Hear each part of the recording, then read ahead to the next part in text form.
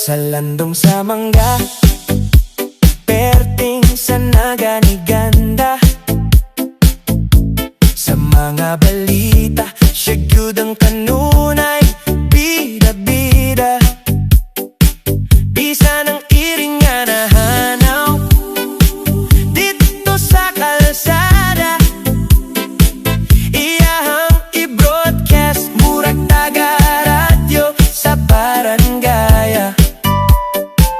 Dili sab gyud magpaulahi, kining si Chuchay nagbitbitog kape ug ini kaayo nga tinapay. Basta na ay bagong hitabo sa silingang balay. Ang iyang istorya mula hutay gyud kanunay.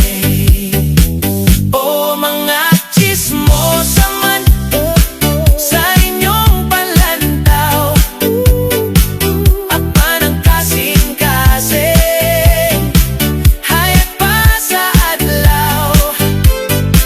Kalingawan lang kini, dili gyud mabungaw. Ang ilang mga tabi sa kamingaw mo pukaw.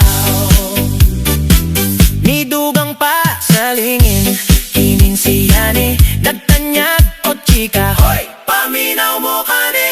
Iyang mga istorya sus pagkalami, bisa ng hilom nga balita, dunagay mabani. Og ang kinaham sa tanan, si Inday Jocelyn, ang mga sekreto iyahang iwara-wara sa hangin. Dili siya muhunong, dili gyud siya mabitin, basta ang storya sa kasing-kasing iyang sa